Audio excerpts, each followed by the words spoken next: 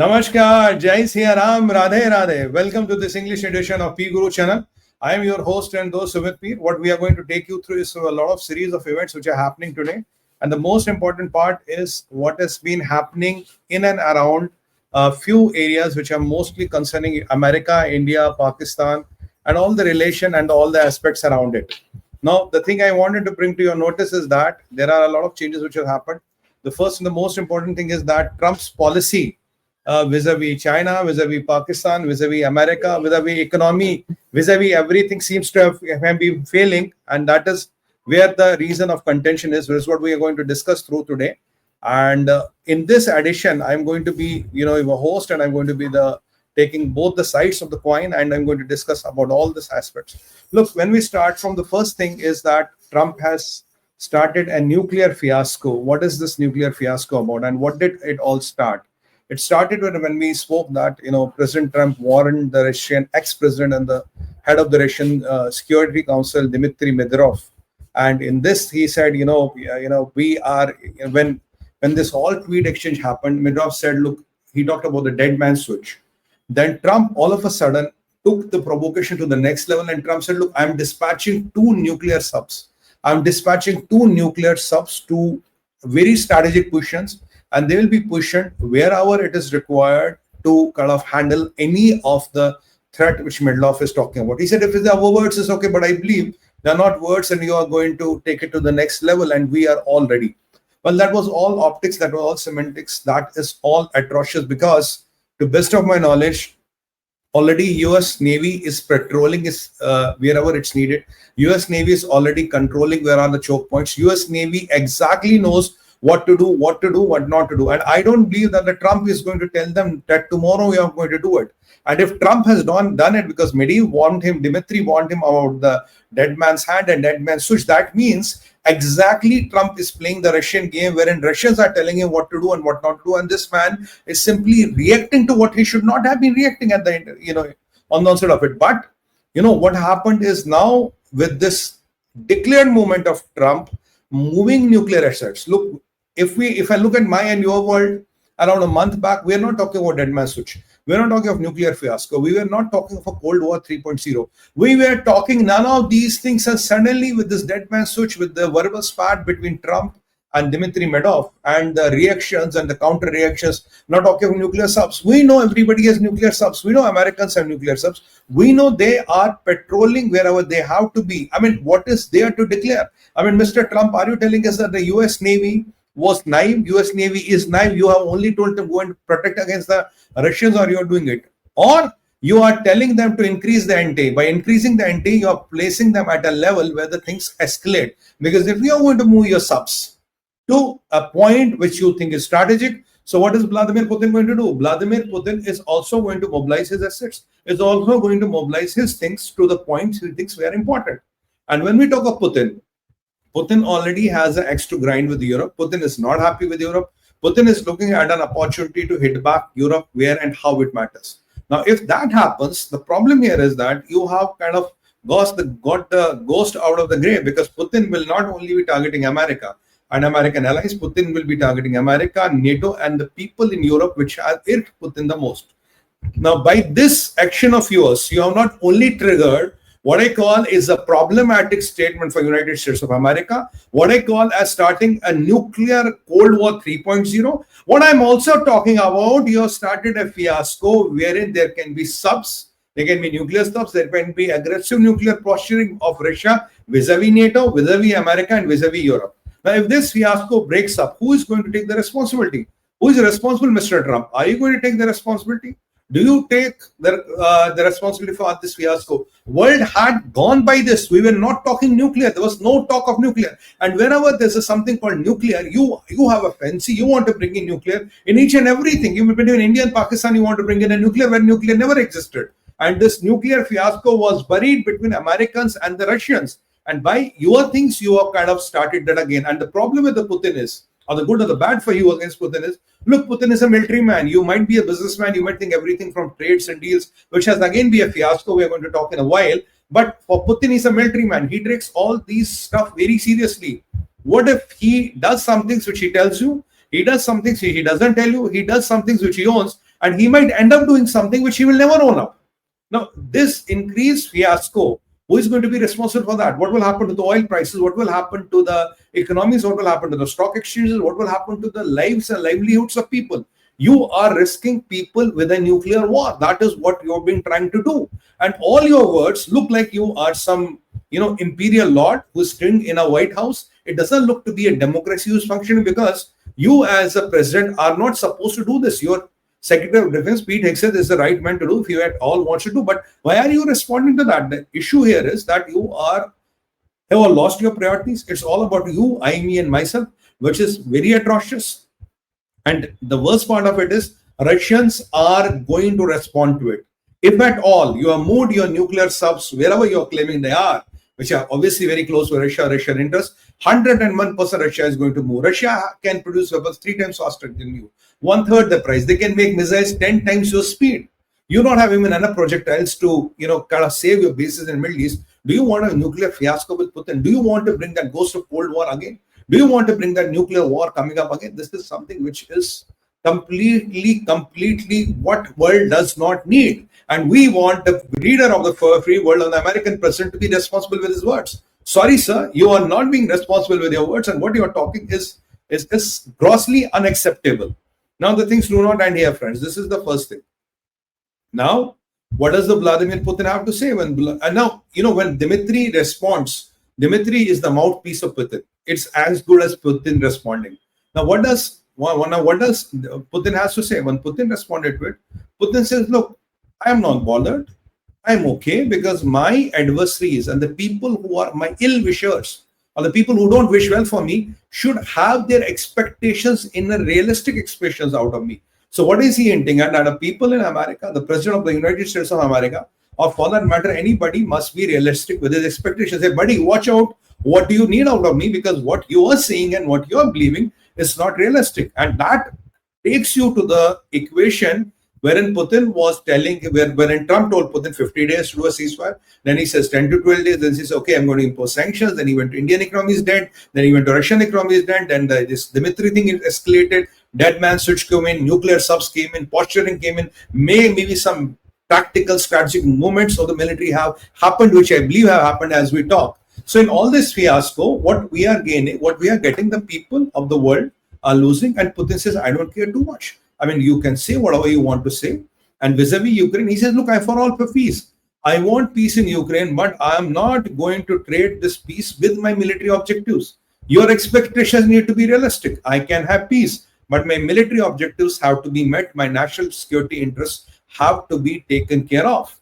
And, it is a big snub to Putin. So you have lost completely vis-a-vis Putin.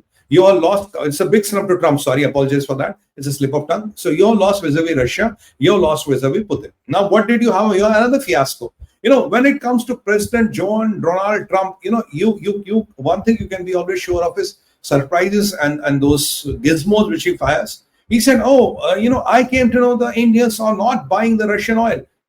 Somebody told me and it's working. He thought he's going to threaten India and it is going to work and the Indians are going to chicken out. I mean, well, TACO only starts for Trump. I mean, there is no MACO, there's only TACO.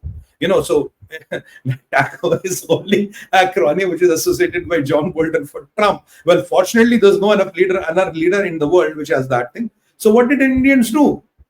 First of all, Mr. Trump, I have no idea, sir. Where did you get this impression that India has chickened out? India is not going to buy the Russian oil, because when I checked last, we are going to buy the Russian oil. And surprisingly, when this came, I thought, maybe something has happened. Maybe something drastic happened. Maybe something is what is happening, but I don't know. But when I checked, what is happening is that India has categorically stated, we are going to buy Russian oil, come what may. Mr. Trump, we are not bothered about your sanctions. We do not care about your sanctions. Bring it on, whatever you have. Because my calculations, what I was saying, that the impact on the GDP is less than 0.5%. Today, I was looking to some of the numbers with some of our legal and some of our economic, those financial wizards have come in. They are saying it's less than 0.2%. So even with 25% tariff and some, unknown tariff on buying Russian oil, the impact on our GDP will not be more than 0.3%. And with $700 billion of foreign exchange reserves in our bank, I think we can handle that kind of impact. It's around $10-12 billion. Well, it's okay. We can live with it. We'll survive. Unfortunately, so Mr. Trump, for all your taste buds which may not like it, we will survive. You may not like it, but that is the reality. We are going to survive, Mr. Trump. So India's position is very clear, and I'm very happy my country has taken the stand. We are not going to cow down. We are not going to do what Trump wants us to do. We will keep on buying Russian oil if it serves our national interest, and that is what is a great news for me. So there, you have been snubbed again. Now let me take you to Pakistan. Now you have given a sweetheart of a deal to Pakistan. You're saying you are going to want 19% of the, 19% of the tariff India is at, 25%, and Pakistanis are celebrating. And by the way, that Jihadi Yunus is also celebrating, thinking he's got a steal of a deal. He's saying, oh, my guys have done a fantastic job. Indians are at 25%, and Bangladesh is the new darling of America at 15%. Guys, we are awesome. We rock. We are the best in the world. But that is not the case, Mr. Yunus. But you know what, Yunus, I don't have time to waste on those small tinny minis like you. Let me talk of the big boys, right? Hey, buddy, don't enter the big boys club. Now you're not there. Okay, get out. Oh, Yunus is out. Okay, let's talk. Now, what is happening? Pakistan has taken a drastic turn. There are two connotations which are happening in Pakistan. Now, Trump is saying you're a sweetheart. There's a lot of oil which has to be found. And, India is going to buy one day Pakistani oil. We have seen all those gizmos and all this, all those boomerangs which are going around. But Pakistan did something which will be upsetting Trump. Trump is baffled. I have no remorse in saying that Pakistan snubbed Donald John Trump. Now you'll ask me how. Now yesterday, Pakistan in GHQ Rawalpindi celebrated 98th anniversary of the foundation day of PLA. And Mullah Munir, or whom we call Asif Munir, Hafz Quran, was presiding over the ceremony. They were celebrating. The Chinese ambassador was there. They say, we are the best of the friends. Our dosti is like, that water and the milk, which is inseparable. It's taller than Himalayas, it's greater than the ocean, deeper than the oceans. All the usual crap what they talk about. So Trump is trying to be the darling of the Pakistan, and Pakistan is trying to be the darling of the China. Because Mr. Trump, you're not giving them enough money. Look, Chinese are giving them $70 billion. $70 billion is a lot of money. Chinese give them weapons. Okay, you will argue with me that Pakistan is the testing lab of Chinese weapons, which I say it is, but still Pakistanis get weapons from China. So when you are trying to get close to China, Mr. Trump, what is the Pakistan doing? Pakistan is saying, look, China is our best buddy. We are going to go along with Chinese. Yes, they are celebrating. For the first time, I am seeing another country celebrating the foundation day of another military in its own military headquarters. Well, that is Pakistan. Everything is up for sale. If you have the right side of money and if you have the right side of contacts, everything can be bought in Pakistan. So Pakistan is trying to do that, which I am not surprised. And logically, I should not be surprised. Now, they are talking about the 𝗍𝗍𝗃. They are talking about all the good things. What Trump's game plan was, Trump wanted to upset the 𝗍𝗃 apple cart with throwing in the oil. But the Pakistanis are smart. If at all there would be any oil, the Pakistan would have taken that oil out. Americans would have been there quite early. There were a lot of smart people who were running America before you. Chinese would have siphoned the last drop of that oil from Pakistan, which is not there. So basically, the oil, which even the Pakistan admits today, is 350 billion barrels. And though Americans try to float a wonderful story, the story goes as it is. Oh, very soon we'll have American ships coming in. And by the way, for your information, friends, our Jihadi brothers, not Jihadi brothers, sorry, these third-rate Jihadis and brothers of Americans, Pakistanis, they have started buying the American oil. And there is one ship which has landed in, is about to land in Karachi with the American oil, and it's 1 million barrels. And, Pakistan is very happy, they're celebrating. Oh, we are getting the American oil. And, Trump is dancing. Oh, wow, wow, wow. It's like the Zumba or the tango. You can decide which dance does Trump. Well, I think tango suits best on him. Maybe Zumba. Okay. Coming back to the discussion. So whatever is tango or Zumba, what Pakistanis are celebrating, oh, we have got the, oil coming from America and the things are happening. The business is going to come up. But what, when it's like when you sip your coffee, suddenly you realize in your morning coffee, somebody has put salt as in place of sugar. How will be the reaction? You sip this coffee, oh, my coffee is good. And then what is that moment? The moment is the estimates which are out in the public forum. which I have discussed with you before, but let me admit the cost of being repetitive because it's the national security interest of my country. Let me say it again.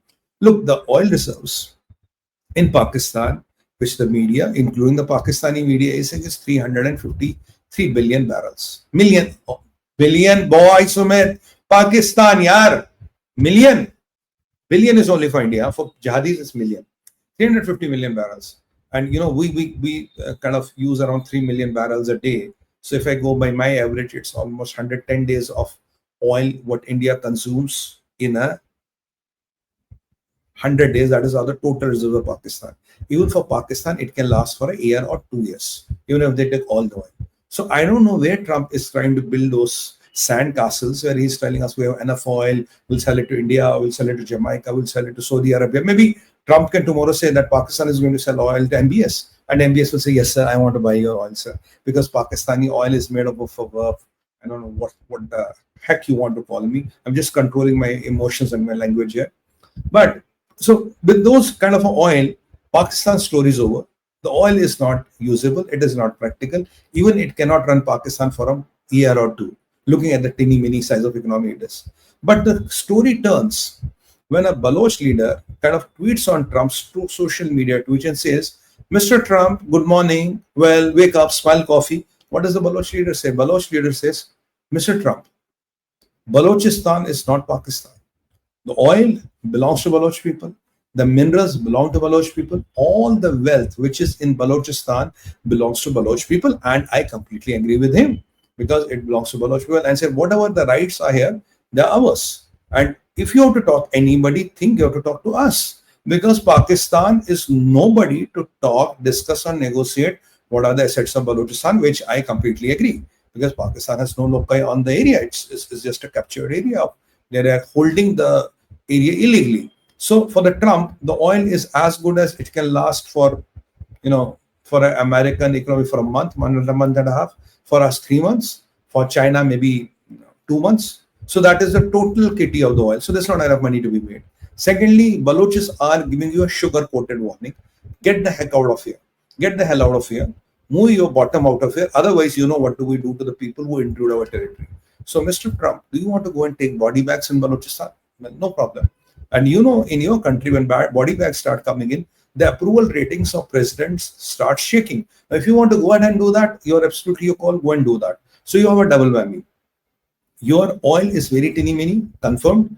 And Balochis are saying, get the hell out of here. The oil belongs to us. And even if you're able to take out the oil with the body bags, it's of no use to you. So forget selling oil to the India. Forget creating that political divide in the India, which you intended to create. Well, President Trump, that is not happening, sir. Very respectfully. Better luck next time. Think of a better plan next time. You have to come up with those creative plans. You and your good buddy Rahul Gandhi cannot kind of carry it on because we have done the numbers. And let me tell you, Mr. Trump, we have found oil in Andaman Nicobar Islands. And the current estimate is what? 42 billion barrels. Billion, B for boy. 42 billion barrels. And it's estimated once we are kind of getting through all our, excavations and estimations and all, $240 billion. That is almost second to the highest oil reserves in the world, which are found in Venezuela. So by the grace of God, we'll very soon have the second highest oil reserves in the world. So by the grace of Almighty and Mahakal, we don't need your oil, we don't need Saudi oil, we don't need Pakistani oil for sure. And even if Pakistan wants to sell us oil for $1 a barrel, we don't want to even spit on that oil. I would suggest you, we buy the oil and put it on GHQ Rawalpindi and do what we need to do. So we're not buying any Pakistani oil. So this Pakistani oil is gone. And your good friends in Pakistan are really, I don't know, should I use that word or not, but they are really bending backwards and accommodating China. You know what I mean. They're really accommodating, they're snubbed you. They're saying China is our best friend, they're getting their ambassador there. And the story doesn't end here. So you're snubbed by Pakistanis, so Pakistanis don't give a damn to you. Now what happens, Mr. Trump? Now your government has issued an advisory saying that there is an imminent attack, a level 3 advisory that for Americans do not travel to Pakistan. Because if you travel to Pakistan, you might be killed. So level 3 advisory typically means, friends, that you should not be going to Pakistan, because if you go to Pakistan, unless and until it's dire important, stop going, because there's a very, very strong advisory that the Pakistanis may be targeted, will be targeted, and possibly eliminated in Pakistan. So that is Pakistan for you. Still, if you want to go there, still, if you want to do it, be my guest. Come on, go on. So I don't understand your policy, President Trump. You say Pakistanis are the best buddies, you are going to go to relations with them. You're stuck a wonderful trade deal with them, which is the quantum of business is $7 billion. That is awesome, Mr. Trump. I'm loving it.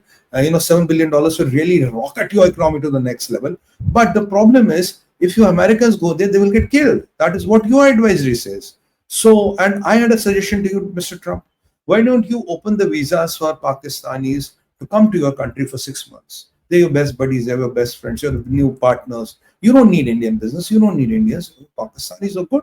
So, this is the situation on the ground. And your pivot in Pakistan, Mullah Munir, Rabid Mullah Munir, field marshal, is already in the Chinese lab. Because, what we call in Hindi is a Hira Mandi. You know what a Hira Mandi means? Anybody who pays the money, people change sides. I'm not going to translate it literally into English, but the people who, our 90% of the people understand Hindi and English both. So, do you know what I mean?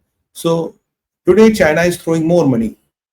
China is throwing more money. You know where the lap dance will happen. So, the lap dance is happening, with the Chinese generals and the Chinese government. So, if Americans can throw more money, it will temporarily happen with you. It will go back to China.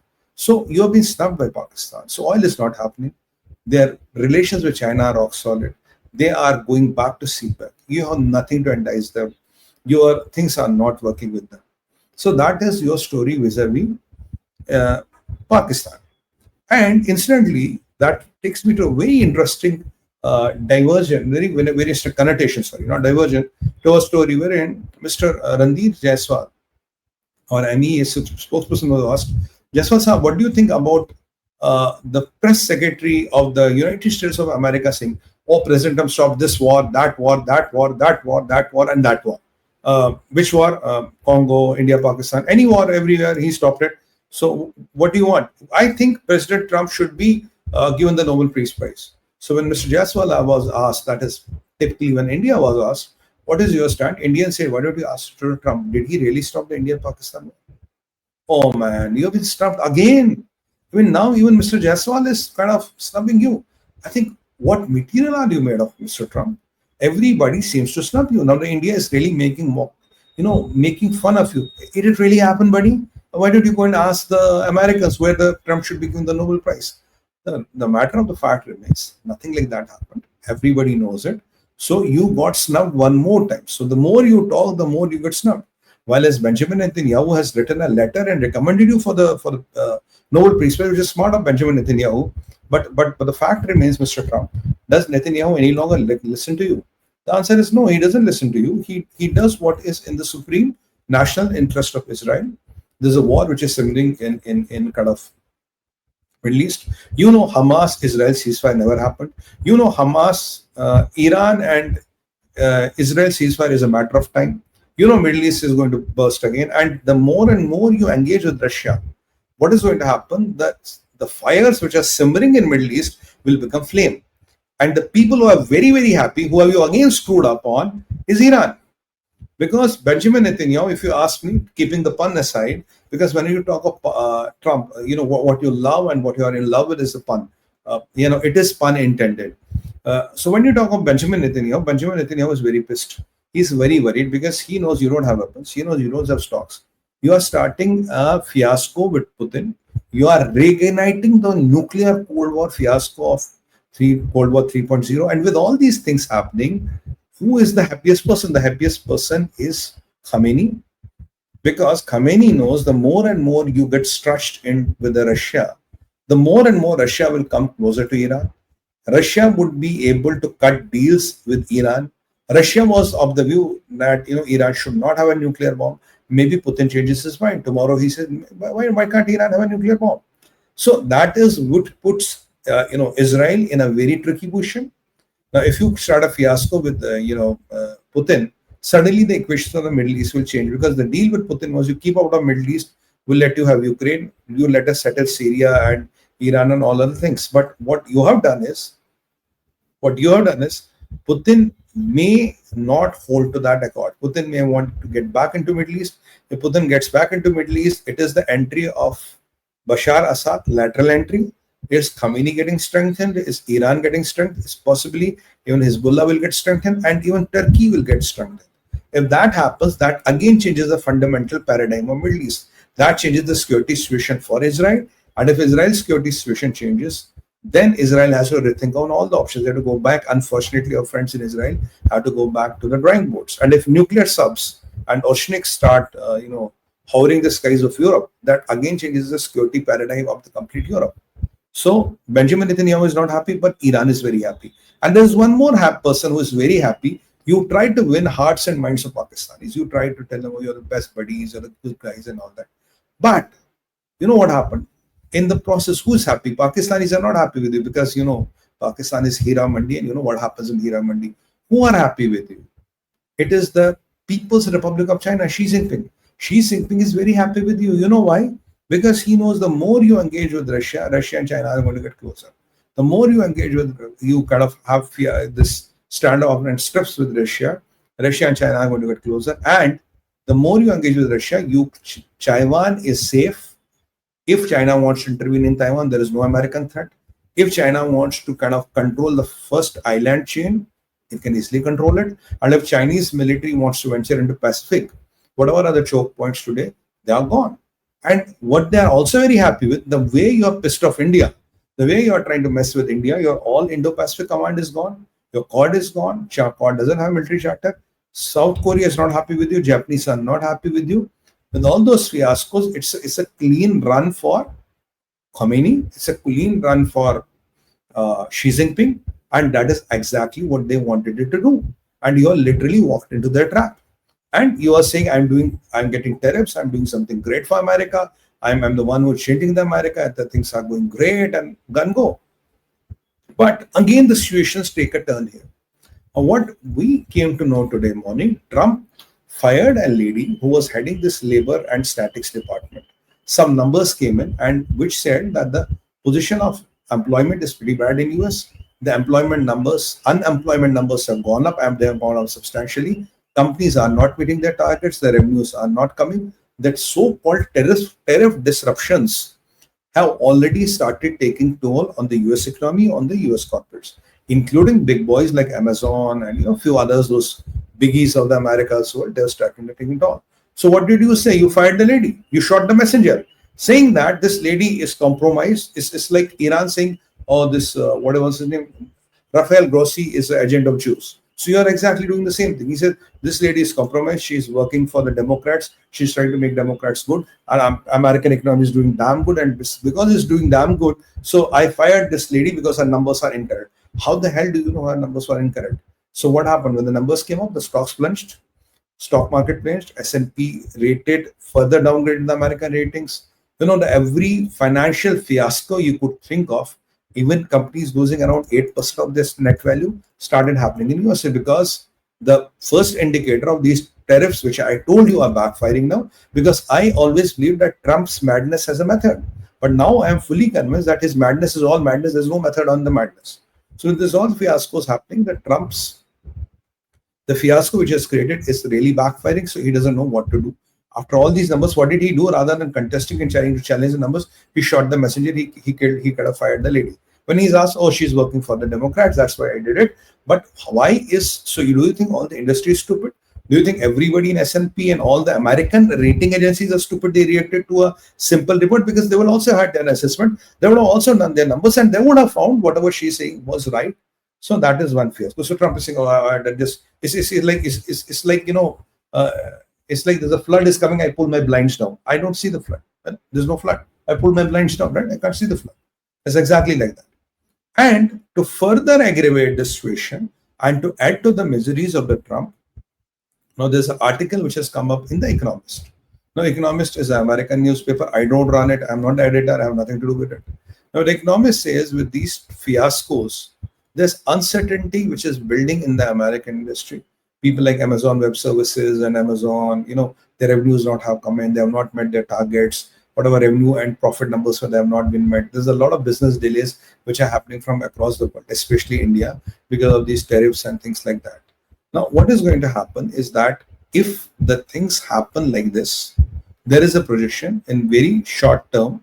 Trump may keep on saying what he wants to say. Trump may keep on bragging on what he wants to say, saber rattling on what he wants to do. But US economy will take a GDP will take a hit of 6%, 5 to 6%. Your GDP growth is already 1 to 1.3%. Your GDP will take a hit of 6%. Your incomes will fall on an average by 5 to 6%. A typical middle class household will lose few $1,000s. I can't remember the number. It's somewhere around 1,200 to, depending on your income level, to few $1,000s, which will be used from your income. Inflation will go up. Your cost of buying goods will go up. And if India really wants to play dirty, and if it starts playing up with the medicines, then you are heading for a big fiasco, which you can't possibly handle.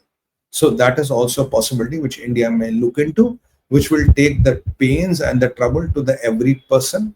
Now, with the cumulative debt crossing, I think, $39 billion after the big beautiful bill, and with this contractions in the GDP of 6%, look at an economy which is growing at 1.2, 1.3%, 6% GDP contraction, 6% income contraction. Every household loses few $1,000s of income per year, and that is the great Trump's tariff policy. I don't know what the hell is happening. And when the person who's coming up with the numbers, who's trying to throw the numbers out and think, how does the things look? What do? You want to put a gun on the person and shot the lady? Not literally, you fire the lady.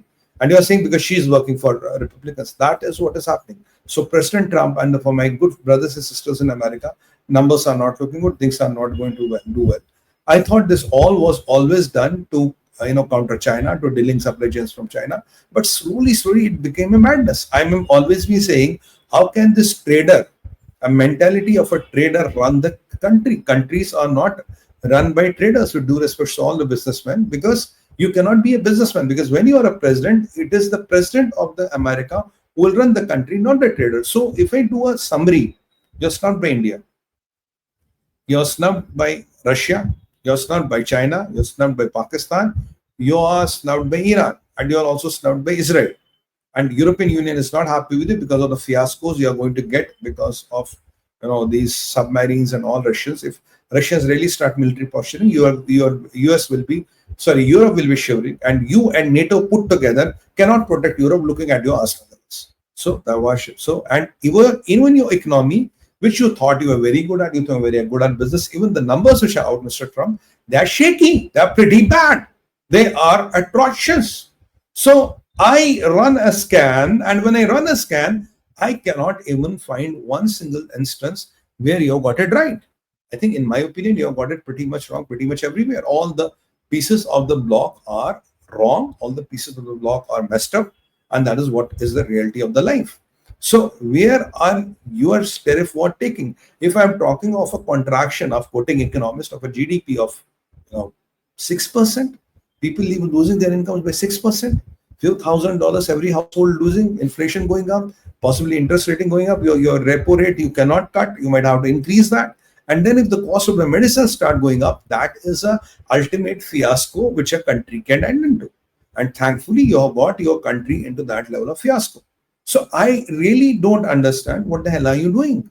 And what I propose now, as a patriotic Indian, I've thought through it, and I'm proposing the following.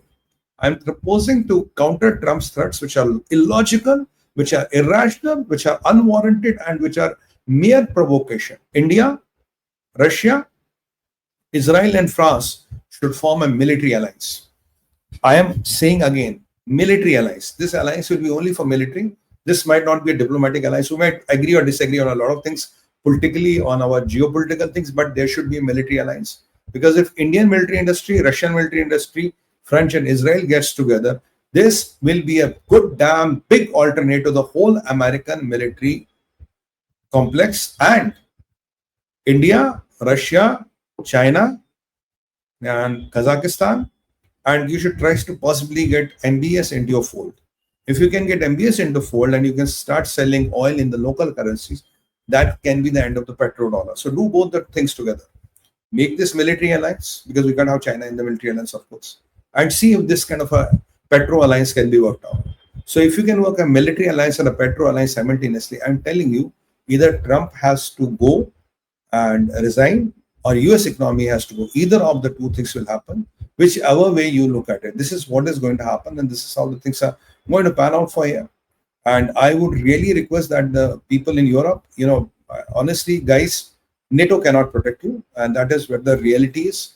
And General Ruth can ask you for 5% of your GDP, and God willing, one day Americans will be able to manufacture weapons to protect you. But looking at the kind of arsenal of Russians and looking at the nuclear posturing, where your good friend, where your good buddy and your godfather Trump has taken a direct Hindi mein kehte panga, has picked up a direct fight with Vladimir Putin. The good thing or the bad thing about Russians are they're very discreet. They will never talk about it. Putin does not talk. Modi does not talk. There are people who will do. But the problem, Trump is a businessman. Modi is 101% politician, hardcore politician. Netanyahu is a military man. Putin is a military man. Netanyahu and Putin have one thing in common. Modi ji will never talk what he wants to do. Trump just brags. At times, I believe it's verbal vomiting. And Putin and Netanyahu will exactly do what they want to do. Netanyahu still talks a lot about it, but when I've seen Trump, what he's doing, he never talks about it. He is going to exactly do what he wants to do. And Trump literally wanted a window. Putin literally wanted a window to screw Europe, to screw NATO, to kind of really make them shit in their pants. And Trump seems to have given that window to Putin. And Putin is today says, I'm not going to change my stance. Whatever my stand is, it remains the same. I'm not going to do anything, buddy. I am going to do whatever helps for me. So in this fiasco, I only hope and pray that the good sense prevails. I only hope and pray that Trump ends this tariff game, because this is getting too out of the control. I hope and pray Americans realize what they are doing. And let me tell them, we are not an export-oriented economy. Our exports are, our impact on the GDP is minuscule. We won't be impacted by it in any way whatsoever. Even if the impact on the GDP is less than 0.2%, which does not really matter to us. So you have to really think, Mr. Trump, and the trade-off is you can never delink with China. A lot of things you can never do after you mess up with India. So that 500 billion trade deal is gone, your Indo-Pacific is gone, Quad is gone. There are a lot of things which are gone and some things which are permanently gone. Now, is that what is worth of? Is that what you want to do? Is that what is the bigger scheme of things? I fail to understand, because when I look at the numbers of economists, forget what happens to India, forget what happens to China, Russia, Ukraine, Iran, Europe, anybody can go to hell. Not India for sure. But what happens to the America? What happens to the common American? What happens to the common American interest? That is something which you have to really contemplate. And my brothers and RIs and sisters, I think time for some serious rethink needs to be there. You have to be really thinking what you want to do and looking at the things. And if the things continue like this way, I would only end by saying, there's a saying in the English, make hay while the sun shines. So, you're smart, you're very smart people, are much smarter than I can ever be. You know what I mean, you know what I want to intend to. So do a thought on this, do a calibration on this and see where the things go. On that note, I want to take your leave and end my today's session. But I have to really like you, look, today I'm doing it alone, and you have to make me proud. I must get, your full support. So kindly like, share and subscribe. Do press the bell icon for the notifications, and please do not let me down. Do share this video to all your friends and all your buddies, so that more and more people can see it, can appreciate it. I have tried to put a lot of work. We as PGurus team have tried to put a lot of work to get everything into you in a capsule of 40 minutes, which I believe we did a job. We did a fantastic job here. I will thank you with the bottom of my hand and request all of your support and trust as always. Morning, we are going to meet 10 o'clock, possibly in China, or if anything else happens in the world, we'll let you know. On that note, I want to take your leave, sir. I am sure you're going to like, share, and subscribe to our channel. Bharat Mata ki jai, Vandhe Matram. Om Namah Parvati Pataya. Har Har Har Mahadev.